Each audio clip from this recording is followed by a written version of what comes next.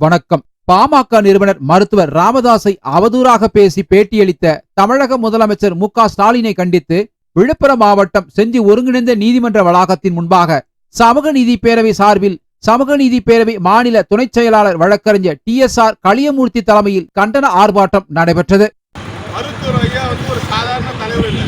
மருத்துவர் ஐயா கிட்டத்தட்ட 86ல இருந்து தன்னோட மருத்துவ சேவை பண்றதை விட்டுட்டு தமிழ்நாட்டை திருத்தணுன்றதுக்காக மக்கள் சேவைக்காக கட்சி ஆரம்பிச்சவர். கட்சி ஆரம்பிச்சு ஒன்ன மாதிரி டைரக்டா துணை முதல்வர் கட்சியின் பொறுப்பு வந்தவர் கிடையாது. மருத்துவர் ஐயா எனக்கு எந்த பொறுப்பும் தேவையில்ல. ஒரு சன்னியாசி, அரசியல்ல ஒரு சன்னியாசினா மருத்துவர் ஐயா தான். மகாத்மா காந்திக்கு ஈக்குவலா மருத்துவர் ஐயா நீ போற்றப்படுறாரு. உலக தலைவர்களுக்கு எல்லாம் மருத்துவர் ஐயா போற்றப்படுறாரு. மோடி மருத்துவர் ஐயா கையை பிடிச்சிட்டு இருக்கிற மாதிரி ஒரு அரசியல் தலைவர் நான் பார்க்கல.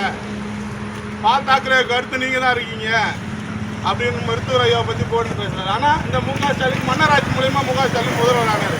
மு க ஸ்டாலின் அதுக்கிட்ட பதவி என்ன, இளைஞர் அணி தலைவரா இருந்தாரு. அடுத்து திமுக கட்சியின் தலைவரானாரு. எப்படி ஆனாரு? அவர் என்ன சொந்த உழைப்புல போய் கிளை செயலாளர் இருந்து, மாவட்ட செயலாளர் இருந்து, ஒன்றிய செயலாளர் இருந்தா வந்தாரு. அவங்க அப்பா முதலமைச்சரா இருந்தாரு. அவங்க அப்பாவுக்கு அடுத்தபடியா ஸ்டாலின் முதலமைச்சர் ஆனாரு. ஸ்டாலினோட தகுதி என்ன, மருத்துவர் ஐயாவோட தகுதி என்ன? படித்தவங்களுக்கு படிக்காதவங்களுக்கு வித்தியாசம் சொல்லுவாங்க. அந்த கதையில மருத்துவர் ஐயாவுக்கு வேலை இல்லையா அறிக்கை விடுறாராம். இந்த நவம்பர் மாதம் மட்டும் மருத்துவர் ஐயா 28 அறிக்கை விட்டுருக்காரு. மத்திய மாநில அரசுல கண்டித்து அறிக்கை விட்டுருக்காரு. மருத்துவர் ஐயா ஆட்சியில் அன்னைக்கு அதிகாரத்தில் பங்குன்னு சொன்னனால 2006ல் திமுக ஆதரவு கொடுத்தனால அவங்க தந்தை முதல்வராக இருந்தார். 5 வருஷ காலமா அந்த தந்தை முதல்வராக இருந்ததுக்கு மருத்துவர் ஐயா காரணம்.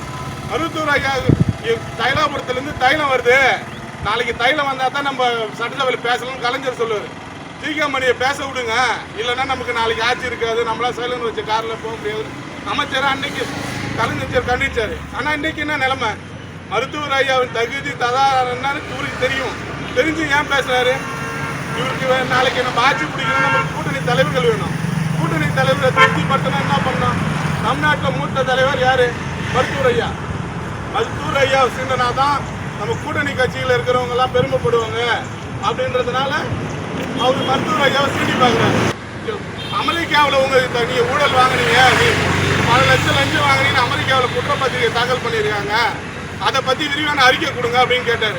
அதனால அவருக்கு கொடுத்த அறிக்கையில் அவருக்கு வேற வேலை எல்லாம் அறிக்கை விடுறாரு அப்படின்னு நீங்க சொல்றீங்க. கைது பண்ணதை கண்டித்து தமிழ்நாட்டில் எந்த தலைவரும் ஒரு அறிக்கை இல்லை. அந்த அம்மா எங்களை கைது பண்ணிடுவாங்க அப்படின்றதுல யாரும் அறிக்கை இல்லை. ஆனால் தமிழ்நாட்டில் ஒரு மூத்த முதலமைச்சர், முன்னாள் முதல்வர், அவரை கைது பண்ணியிருக்காங்கன்னு கண்டித்து அன்னைக்கே சரி போய் சின்ன இதில் போய் போராட்டம் பண்ணி நான் உள்ளே போய் பார்ப்பேன், நான் பார்த்தே தீருவேன்னு சொன்னவர்.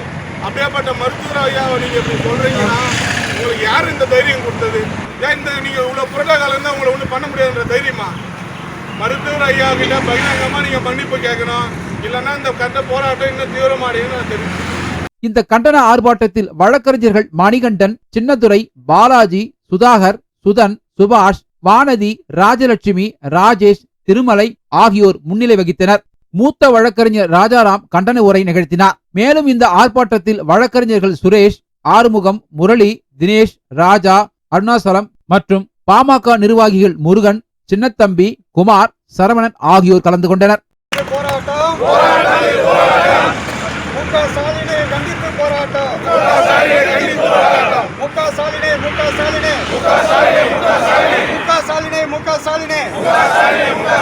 மருத்துவர் ஐயாவிடம் மன்னிப்பு கேள்.